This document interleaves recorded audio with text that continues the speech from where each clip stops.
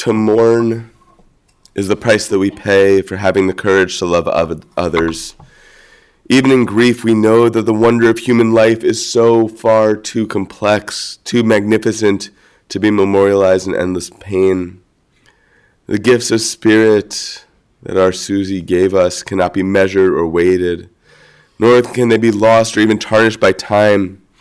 Even in their darkest hour, we know that some of her light and her warmth will always be with us, bringing comfort and courage in the fullness of time, hopefully that healing and that peace. We are here to remember Susan Gussis, joining our hearts together to give that comfort and that strength to her family. I am Rabbi Scott Gelman of Temple Sholem, and blessed to be here with Cantor Shira Ben David. And on behalf of the whole Temple Sholem clergy who loves this family so very much, we send you so much love. This is a family that we know so well, and I have gotten to hear how much Susie loves, idolized even, truly, this family. Ruth, Lee, Scarlett, you were her prized possessions, but her first prized possession was her David. Her David who she truly loved, idolized, has those bronze baby shoes still on the mantle. And she loved her extended family as well.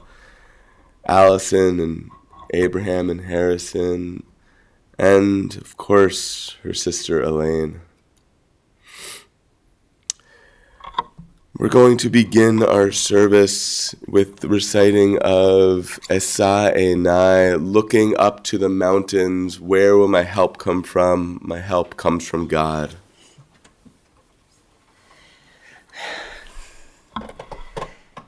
Esa Enai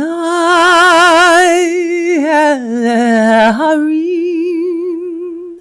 me'ayin yavo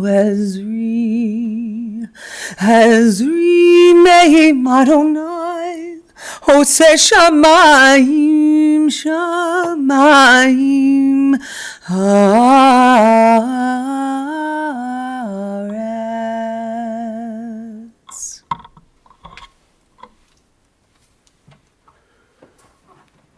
When our Susie did just about anything in life, she went all in, especially when it came to relationships with her family and her friends.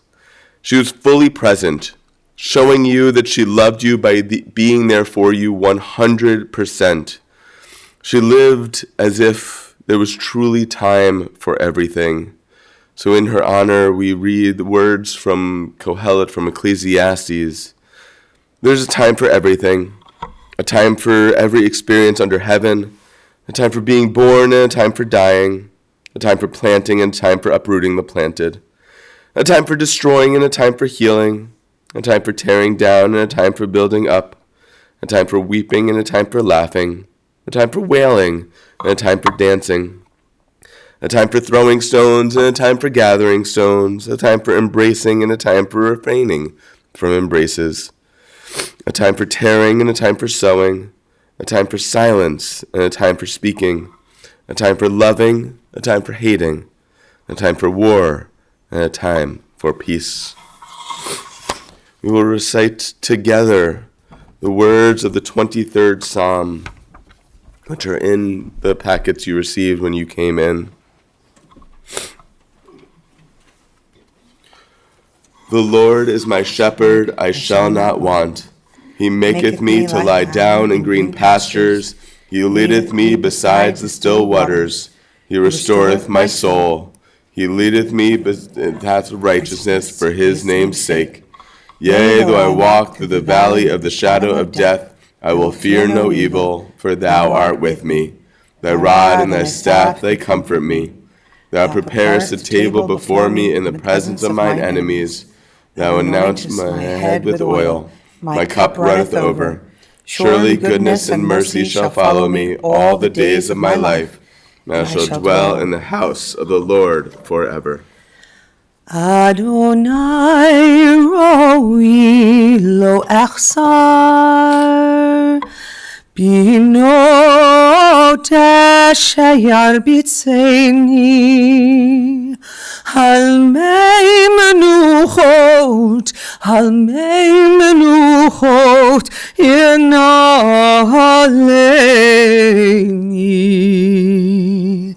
Nafshi yeshovev, Yancheini v'maglei tzedek, L'man shemo v'maglei tzedek, L'man shemo. Adonai roi lo echsar, Adonai roi lo echsar.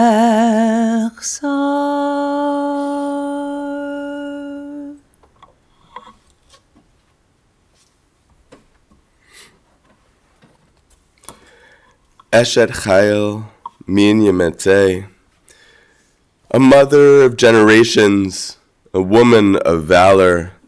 These readings are from Eshet Chayil. She is precious in the gifts she has given to her family. Her children have found trust and truth in these gifts. We follow in patterns that she taught. She is robed in strength and dignity, and she smiles at the future. She opens her mouth with wisdom, and the teachings of kindness are on her tongue.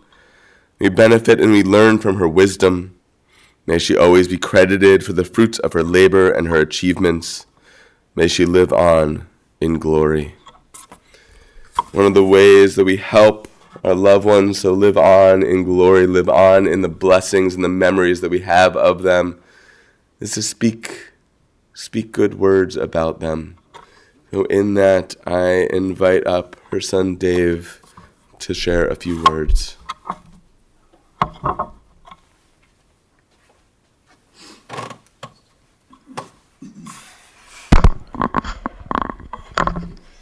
Thank you all for coming. This is my favorite thing to do, wear a suit and talk in front of people, but you guys all made my mom feel very special with all the well wishes in the final few days, reaching out by phone, on Caring Bridge and all that stuff. I remember her telling me when, she could no longer get out of bed and basically saying, I don't want to live like this anymore. And I'm leaning towards hospice, but I feel very lucky.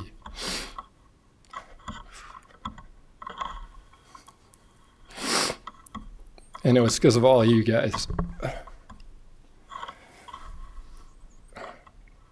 And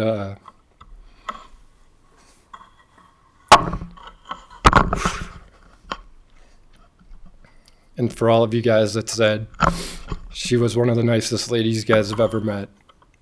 That's true, that's what she was. The saying of, do the right thing even when no one's looking, that's kind of how she lived her life.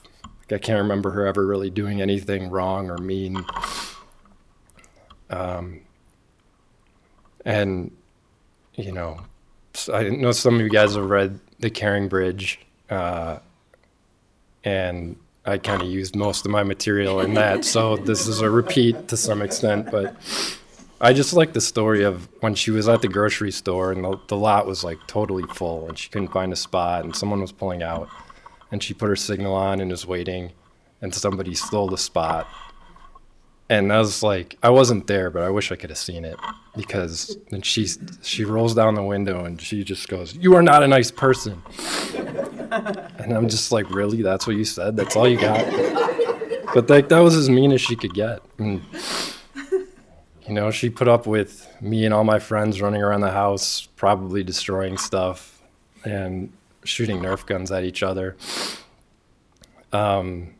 And my friends were always over, and she always, we ate like 80 pounds of food a day. Like, she had like the stack of Entenmann's cookies and the Big Cats from Sam's Club, and just like devil's food cookies. Like, she loved feeding all of us, and we just ravaged that stuff. And she was kind of like a second mom to a lot of my friends, and she loved doing that stuff, and she really loved the grandkids. You guys were everything to her.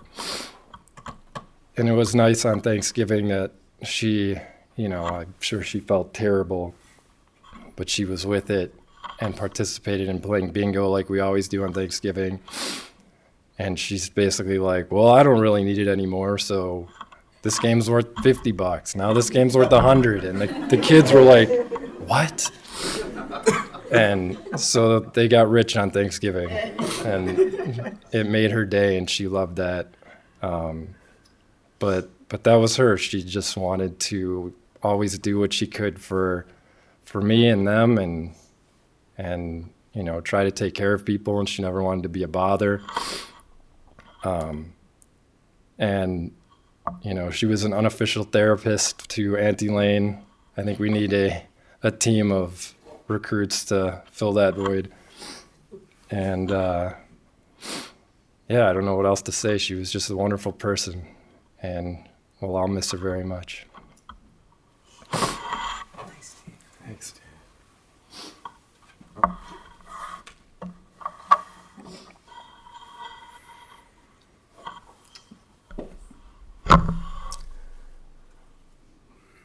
Born in Chicago, growing up in Lincolnwood and a little bit of Skokie. Born to Al and Sylvia. Al, a Holocaust survivor. When Al and Sylvia met, Al didn't speak much English, Sylvia didn't speak much Polish, but with the Yiddish, they could communicate. As Dave shared, Mom was the good kid, the one they didn't have to worry about as the middle child. She was the one who was happy all of the time. Just happy to be there. That's all she was. Just content, happy to have the right people around her, happy to be upon this earth. Growing up, she went to Niles West, and soon she found her love of music. Music that helped her to be that easygoing and relaxed state. A little bit later in life, she had the most precious of gifts come into her life. And that was her David. Oh, David, as she would say.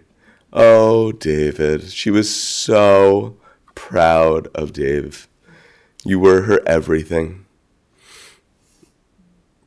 Growing up with a single mom, she had things in the world that she could have been mad about.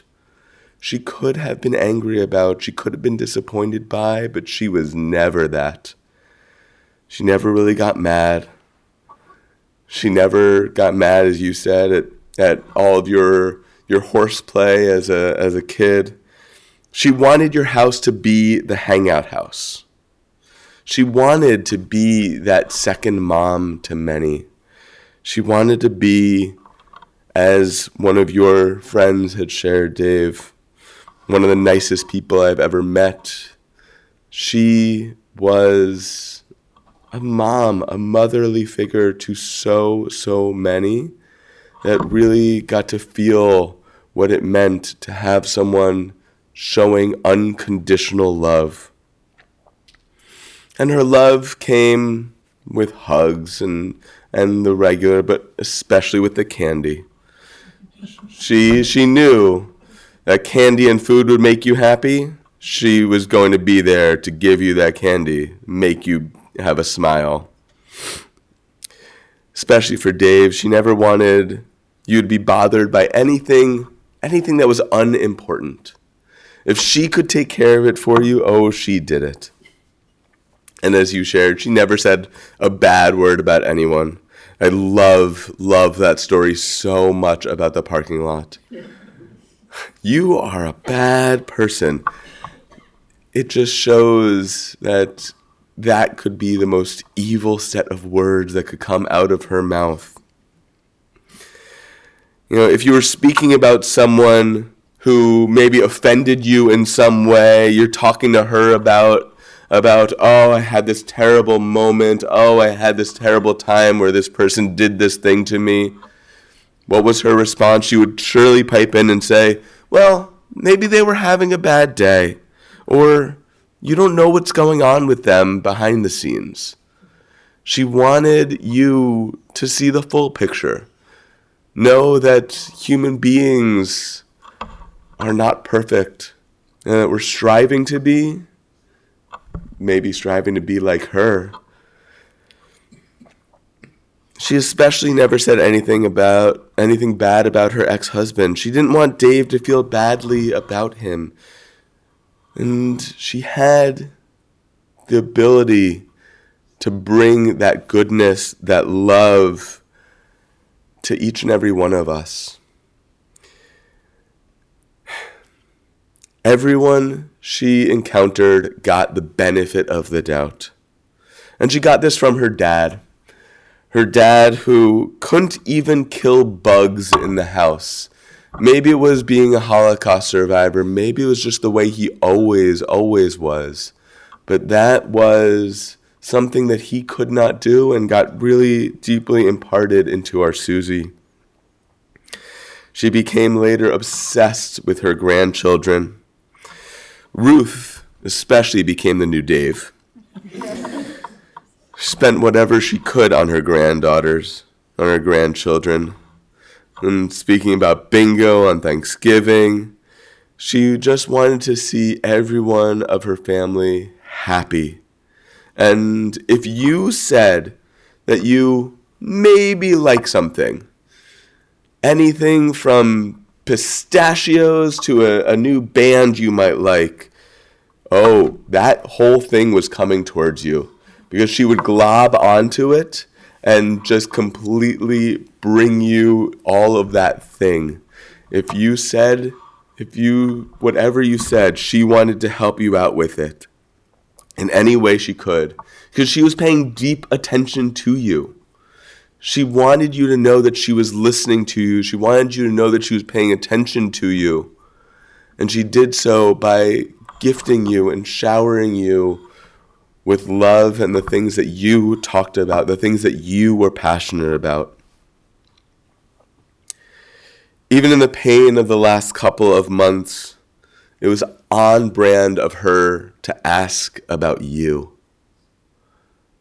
She had plenty going on, plenty to complain about, but if you picked up the phone to talk with her, she wanted to know about you.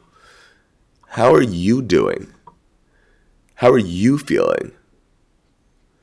Especially the time when she had such pain in her shoulder, it was more important to know about how you were feeling in that time.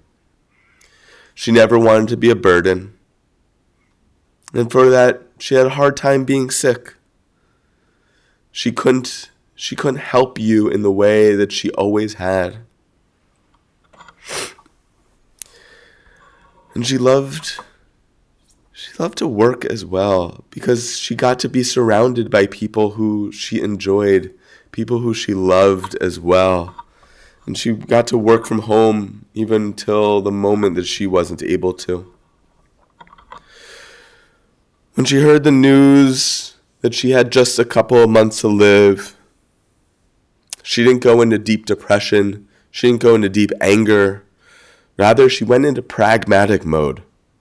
She wanted to plan everything to make it easier on you.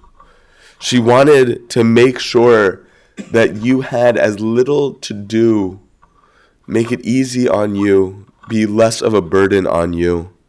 She would say, this jewelry goes to this person, this money to this person. Make sure to take care of my favorite cleaning lady, she would say.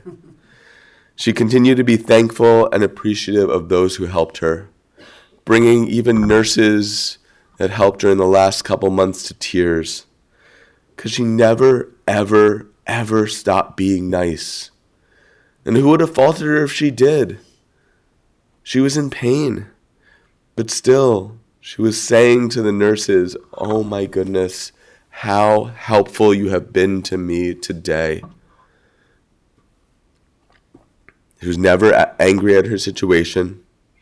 She accepted it, and she didn't want you to worry. Her 71 years were too short. And asking Lizzie and Dave about what blessings Susie is leaving them with, they especially talked about the blessing of always giving someone the benefit of the doubt and generosity, and not for recognition, just to see someone happy. So today, as when we leave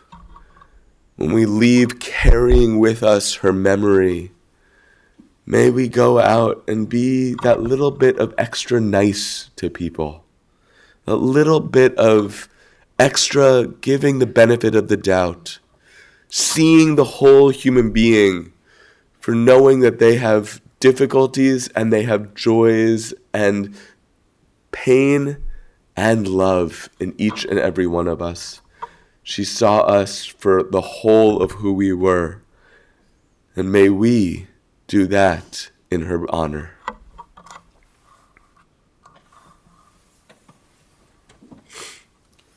We're going to recite the words of El Malei Rachamim, asking God to bestow upon our Susie that blessing of holding her.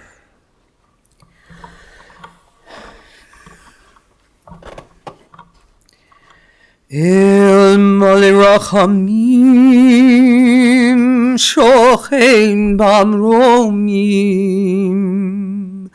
המצא מנוחה נכונה תחת כנפי השכינה עם קדושים וטהורים כזוהר הרקיע מזהירים את נשמת שרה של הלכה לעולמה ועל הרחמים יסתיריה בסתר כנפיו לעולמים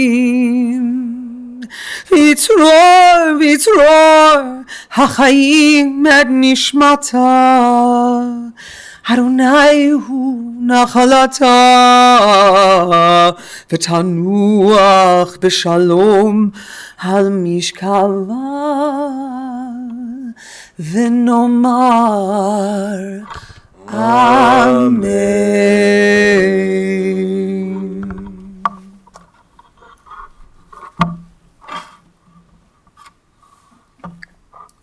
God of abundant mercy, God most high, may the soul of our loved one who has gone into eternity find the perfect peace of your embrace, with the holy and the pure whose light shines like the radiance of heaven. Compassionate God, hold her close to you forever, so that her soul may be bound up in the bond of life eternal. May she find a home with you. May she find peace with you. And may she rest in peace, as together we say, Amen. Amen.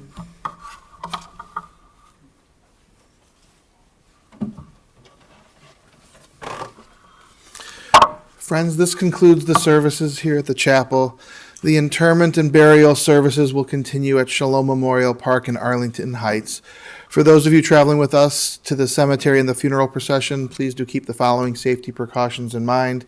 Please make sure that your bright headlights and your four-way hazard flashers are on at all times. Please be sure to obtain an orange funeral safety sticker for your windshield, and we will be providing several of the cars in the procession with a magnetic orange flag to be placed on top of your car.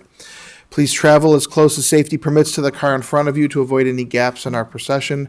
And for your safety and security, I would suggest not speaking or texting while driving to the cemetery and the funeral procession. As we make our way through the intersections, also feel free to use your horn liberally as we make our way through and try to continue on as safely as safety permits and the situation permits to allow us to get all together and arrive at the cemetery. Following the interment, the family will be together at the Gussis residence at 4033 North Central Park Avenue in Chicago. And the family will be together today as they return until 8 p.m., Saturday from 5 until 8 p.m., and Sunday from 3 until 8 p.m. The family has also requested that any memorial contributions in Susan's memory to either the Crohn's and Colitis Foundation or to Olin Sang Ruby Union Institute. And all of that information is available on the service folder that you should have received when you came in today. If you did not receive one when you came in, we do have that for you as you leave the chapel this afternoon. And for those of you joining us online, all of that information is available on our website. At this time, I would ask everyone to please rise and stand in place. For those of you who have been asked by the family to serve as pallbearers, if you'll please come forward to my left and follow the instructions of our staff to escort the casket. And please remain standing as we escort the clergy and the family and the casket from the chapel. On the far side.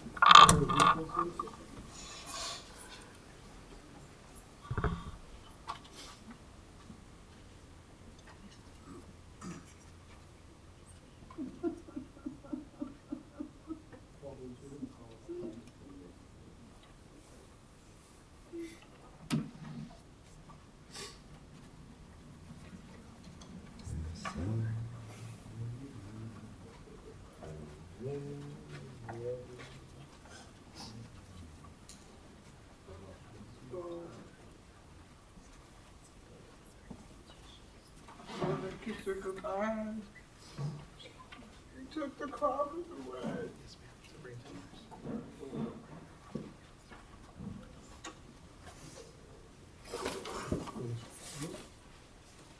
Don't do it. Don't do it. I'm gonna fall. Oh, no. Why do I have to go in here? This is where we bring the family after the service. Oh, we all have one.